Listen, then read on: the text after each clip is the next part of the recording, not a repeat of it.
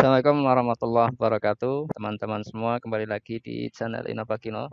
Bila kita mempunyai sebuah komputer dan komputer kita bermasalah, khususnya pada sistem operasinya, mungkin kita akan berpikir sebaiknya kita melakukan install ulang. Ketika kita akan melakukan install ulang, di sini kita bisa melakukannya dengan menggunakan sebuah flash disk. Pada tutorial kali ini akan kita bahas cara membuat flash disk bootable atau flash disk installer Windows, baik itu Windows 7 ataupun Windows 10.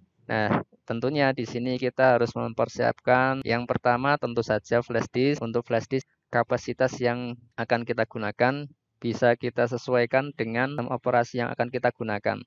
Misalkan di sini kalau kita menggunakan Windows 7 ya, Windows 7 di sini filenya itu besarnya 2,34 GB.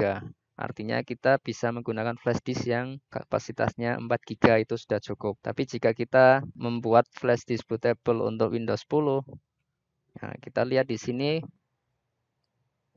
besarnya file kurang lebih sekitar 4 GB. Jadi flash disk yang kita gunakan untuk Windows 10 tentu saja minimal 8 GB seperti itu. Kemudian jika flash disk yang kita gunakan itu berisi data-data penting, maka sebelum kita melakukan proses ini, sebaiknya data itu kita copy atau kita backup. Karena pada proses ini, flash disk akan diformat, di mana ketika diformat, semua data yang ada di dalam flash disk tentu saja akan musnah. Jadi sebelum melakukan proses ini, silakan di copy dulu ke tempat lain, mungkin ke komputer atau ke hard disk eksternal. Kemudian yang kedua, kita sudah menyiapkan software Windows 7 atau Windows 8 ataupun Windows 10 dalam bentuk file ISO. Bagaimana cara mengubah software Windows ini dalam bentuk file ISO? Bisa melihat tutorialnya pada cara membuat file ISO Windows 7 ataupun Windows 10 yang ada di channel saya. Kemudian yang ketiga yang kita butuhkan satu lagi yaitu software aplikasinya ya. Untuk kali ini saya menggunakan Rufus ya. Inilah softwarenya. Oke, sekarang kita mulai saja. Ini flash disk sudah saya tancapkan ke laptop, kita buka.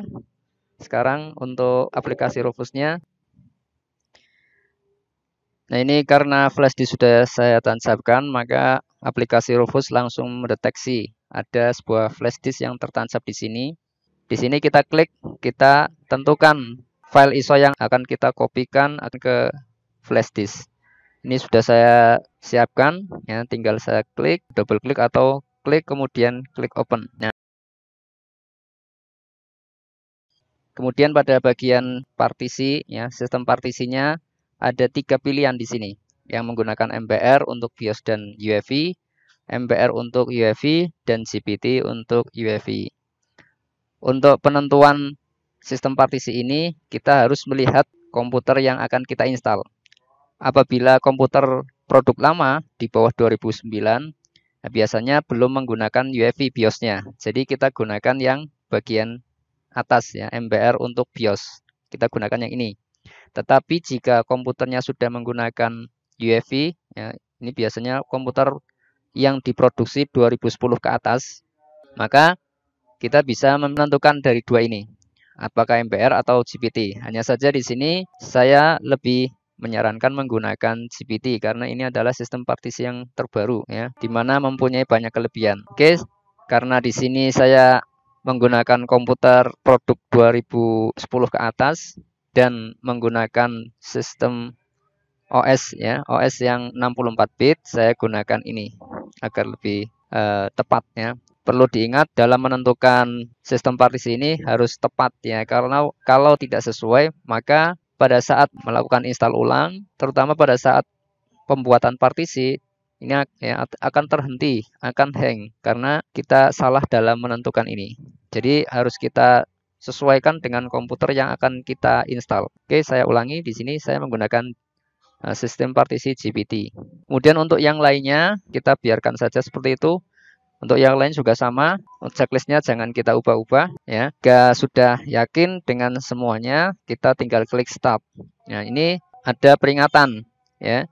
Ketika kita klik start ada peringatan bahwa jika proses kita lanjutkan, maka semua data yang ada pada flash disk akan terhapus ya. Jika akan dibatalkan, kita klik cancel. Jika dilanjutkan, klik OK. Nah, karena kita sudah siap, ya sudah kita copy, sudah kita backup, ya kita tinggal klik OK saja. Proses ini berlangsung kurang lebih sekitar 5-10 menit ya. Oke. Ini saya skip agar video yang tidak terlalu lama. 8 menit sudah berlalu proses copy data file-file ISO ini, file Windows ya. Dan sekarang kita lihat proses sudah selesai, bisa kita tutup untuk aplikasi Rufusnya. Sekarang kita coba cek pada flash disk Windows. Pada flash disk sudah selesai kita buat dan ini sudah bisa kita pakai untuk melakukan install ulang pada sebuah komputer. Untuk tutorial berikutnya akan kita bahas cara melakukan setting BIOS untuk melakukan proses install ulang. Terima kasih. Assalamualaikum warahmatullahi wabarakatuh.